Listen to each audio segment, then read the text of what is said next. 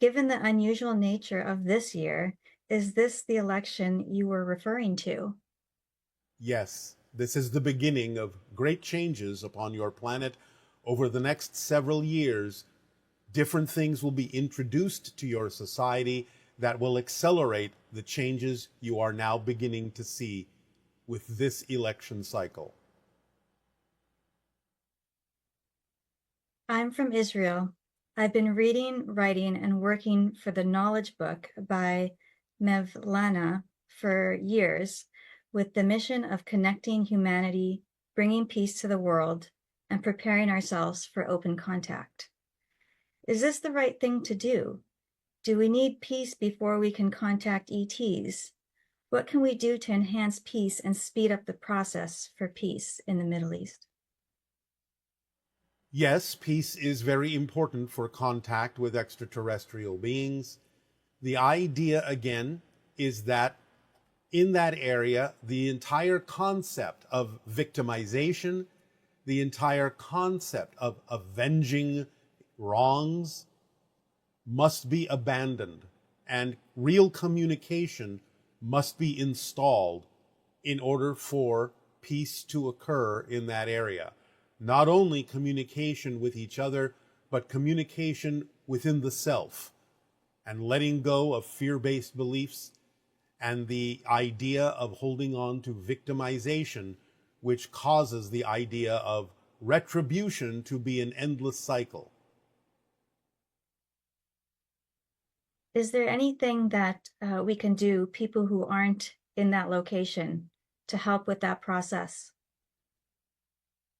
You can increase the communication of your diplomatic attempts to resolve situations peacefully and to allow people, if they are willing, to get in touch again with their fear based beliefs, with their anger, with the things that they feel justified doing that are not representative of justifications, but only of retributions, and not representative of justice at all.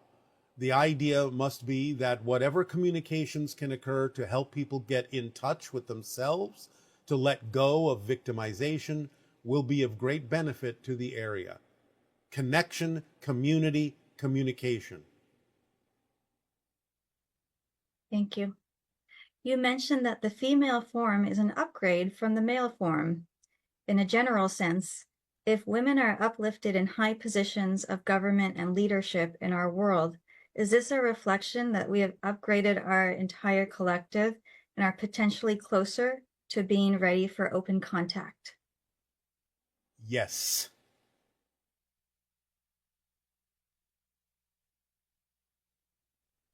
As you read our collective energy in this moment, can you tell us if our use of programmable AI reflects a significant acceleration in our collective vibration overall since we have started using it?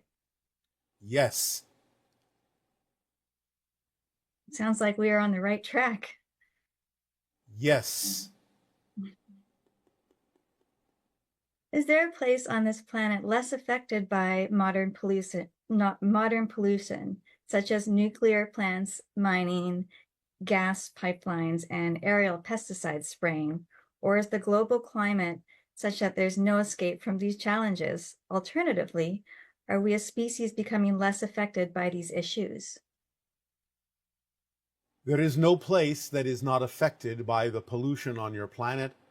As you raise your vibration and make different changes, you can mitigate some of this. And as you shift to different versions of Earth, then you will not create these things and therefore no longer be affected because you will be shifting to a reality and a version of yourself that never was. But it requires the actions that you take in this version that will show the commitment to make the change and change the vibration that will shift you to the reality where you are not and never have been affected by these things because they do not exist in those realities. Taking the actions in this timeline will allow you to navigate to the timelines where those actions never had to be taken. I understand this may sound paradoxical, nevertheless, that's the way it works in a holographically structured reality. going to shift over to the nature and science questions. Yes. What existed before the Big Bang and what happened before the Big Bang? Other universes. Each universe is the product of a universe before it. A universe may expand, a universe may collapse. The collapse can create another universe in endless cycles outward to infinity. So, does that mean it was a collapse from a different universe that created ours? Yes. Oh, interesting. One Scientifically multiverse speaking, collapses into another multiverse. well, um, scientifically speaking, how does a particle know it is being observed? It doesn't know it in the sense that you know somebody is watching you. Because remember, the particle is a product of the projection of your consciousness. So you know you are observing it. And therefore, the particle takes its knowingness from you being the one that knows you're observing it. Because it's a projection of your consciousness, a reflection of your consciousness as you observe it. It doesn't know it independently. This person says, I'm going on an Alaskan cruise next summer. I live far away from the ocean and I'm excited to feel close to dolphins and whales. How can I best connect with them at that time? Send them images of peaceful interaction with them, send them unconditional love, open up to receiving impressions, especially in your dream state, while you are closer among them. See what you receive. Respond telepathically to it in your imagination. It can increase, it can expand, it can accelerate. Visualize them surrounding you. Visualize yourself communicating with them. I have heard that the Earth's magnetosphere has deteriorated so severely that no spacecraft has been able to enter it for more than 2 years. Is there any truth to this? No. There has been shifting and deterioration. It does not in any way, shape, or form prevent spacecraft from entering your domain. Your world is full of portals. It's easy to enter your domain through these portals, regardless of what's going on with the magnetic shield around your planet.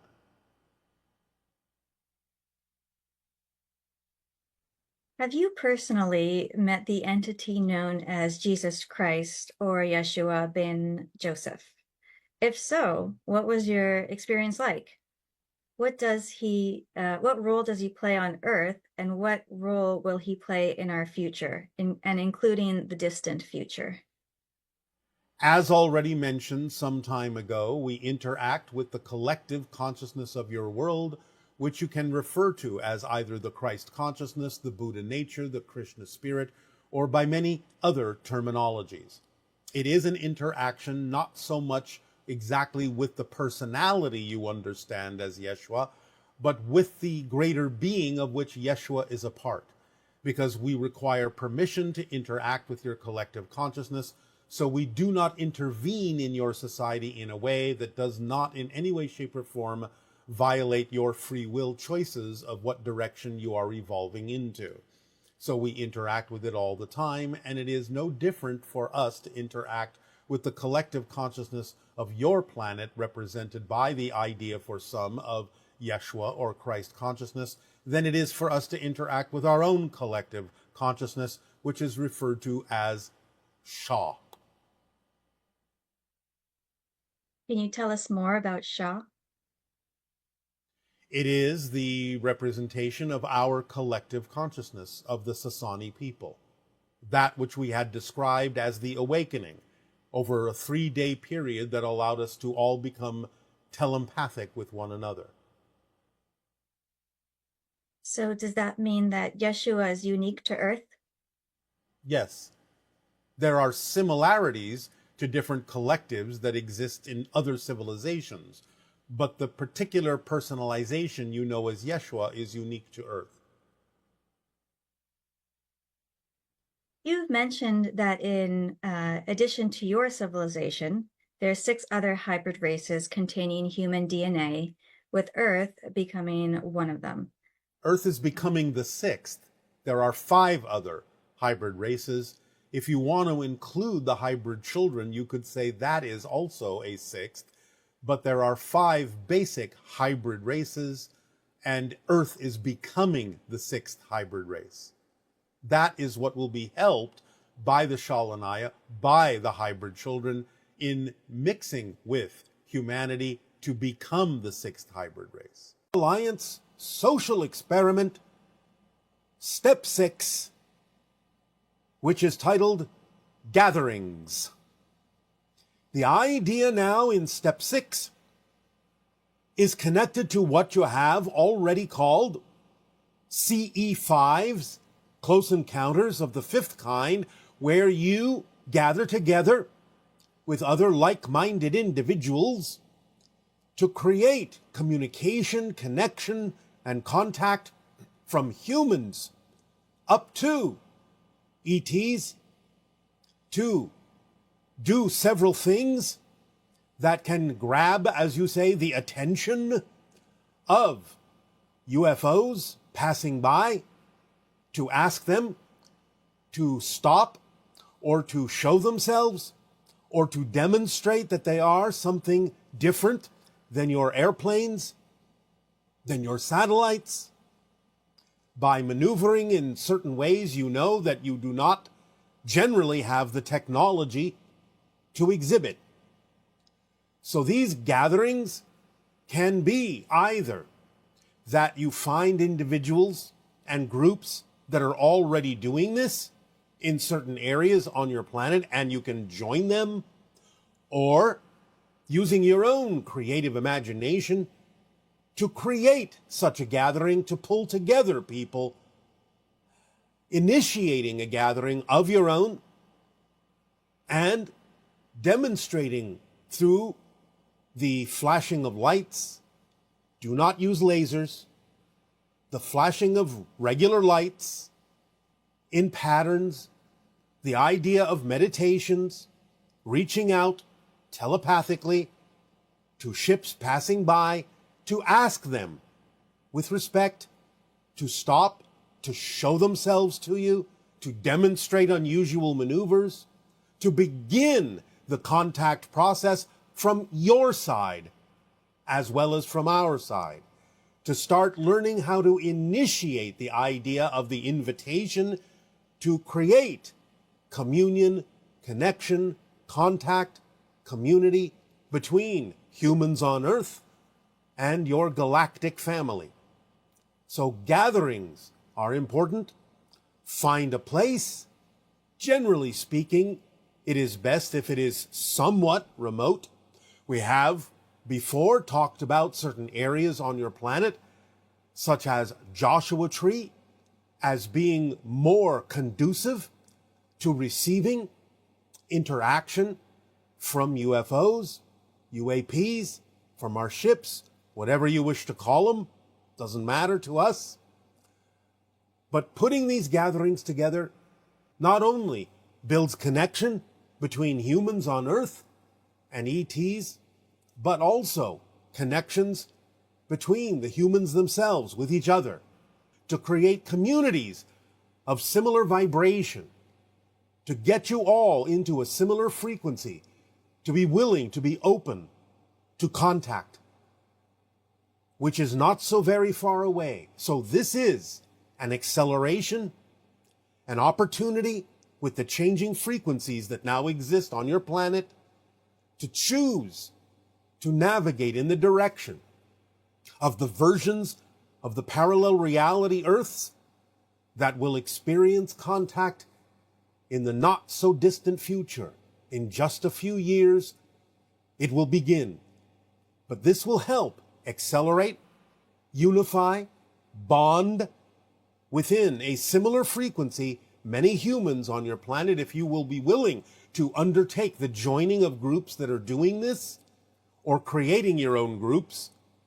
This will accelerate that bonding experience. This will create a broader frequency around the planet, depending upon how many of you are willing to do this, that can establish the correct frequency to navigate to the versions of Earth that will experience open contact. Allow yourself to be creative. Allow yourself to be imaginative. Allow yourself to be bold and go forth. Allow yourself to be connected, to be open, to be willing, to receive, to give, to form the link, to form the bridge between your world and our worlds, between your world and the stars, between your soul and our souls, between your spirits and our spirits, between your minds and our minds. Do these gatherings, if you wish, as step 6 of the Interstellar Alliance social experiment, because it involves activity, action, doing. It involves the commitment to the idea of being willing to participate in open contact, in the Interstellar Alliance social experiment being given to Earth, to you, as a gift to allow you to experience more of yourselves as you experience more of the cosmos, more of the family that awaits you out here, and that can eventually come to Earth, so that you understand that Earth is your home. Not just the idea of any specific city, not just the idea of any specific country, but that you begin energetically to dissolve the borders and understand that Earth is your home, that you start identifying the entire planet as your home, that you reach out as the entire planet from your home to our homes among the stars. So gather, enjoy, reach out, feel unconditional love, both in giving and receiving, and invite us to interact with you. There will be more and more each time you do this, a buildup of the frequency and more responses until such time as you will know beyond a shadow of a doubt that we are here around your world, interacting with you, sending you love, sending you joy, and that it is our passion and our pleasure to be welcome into your home as we welcome you into ours. So gather,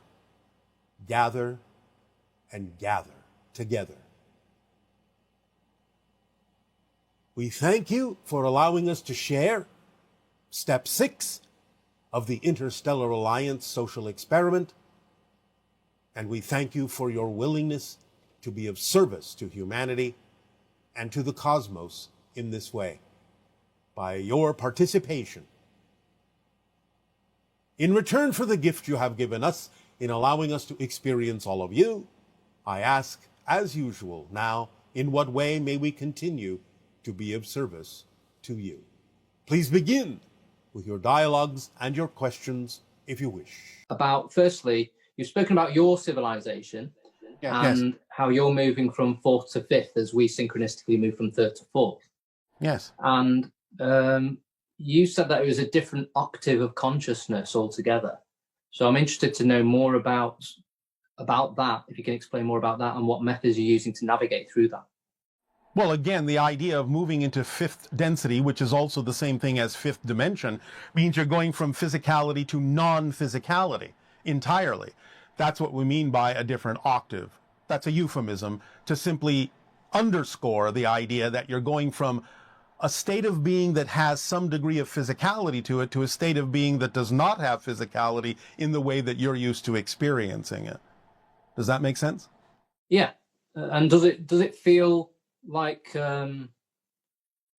different from when you shifted from the previous density? Does it feel more intense or? Well, is more expansive. In other words, your senses are expanding and capable of perceiving multiple dimensional things simultaneously. So it's like you're kind of walking through a dreamscape constantly, being aware of a much larger span of things that have to do with parallel realities and opportunities, different dimensions.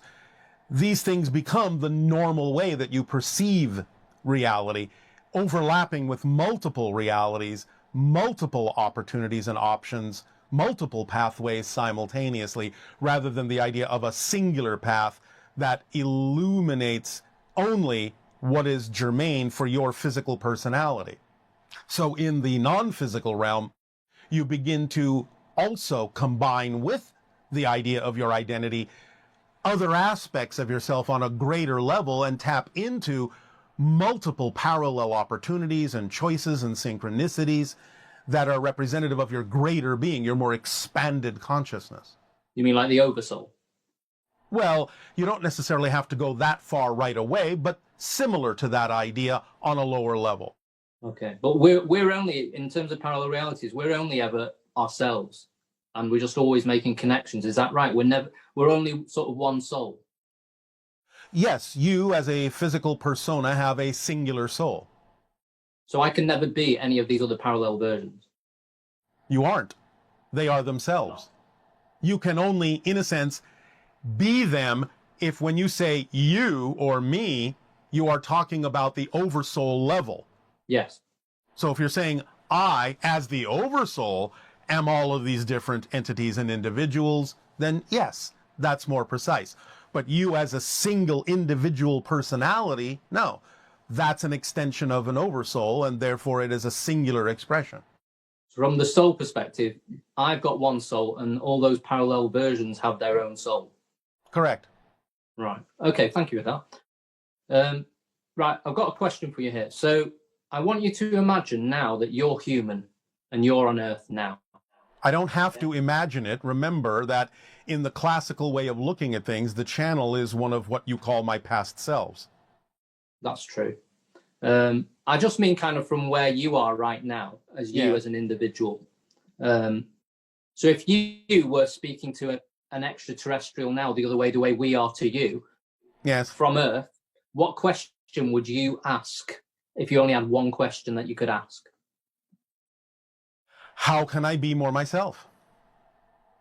That's why we've been delivering information to that end to all of you. How you can be more yourself. Because when you are your true self, everything else takes care of itself automatically. Everything falls into place automatically. So I would ask the one thing, as we're sharing with you in terms of answers, the thing that would allow all things to function more automatically and fall into place more easily, to be yourself and allow for unity and harmony to exist on the planet. And that's following the formula again then? Yes, it is. That's why we've boiled it all down to that for you, so that it's simple and you don't have to overcomplicate it or overthink it. Just follow the instruction manual. The way we have distilled it down is designed to exactly accomplish the answer to that particular question. Okay. Who am I? Exactly. Who am I? I'm asking that every day to myself. But all you have to do is follow the formula to figure that out. Remember, the formula doesn't leave anything relevant out. It contains everything and the answer to every question that's relevant and important for you that you might ask in your life. But if everything changes except the laws, then the formula never changes, does it? No, because that is a description of the structure of existence that doesn't change.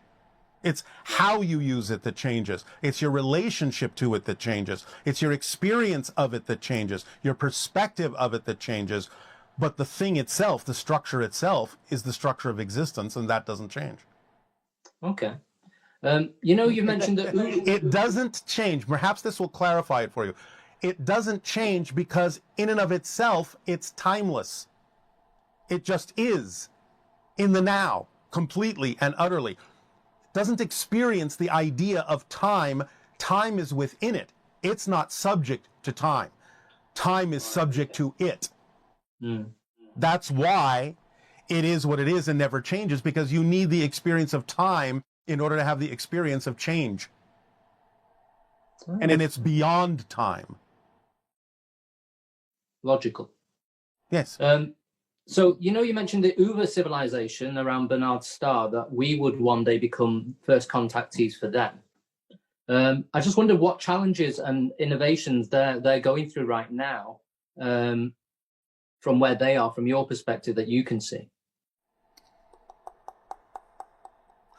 Well, there are many different things going on in their civilization. One moment.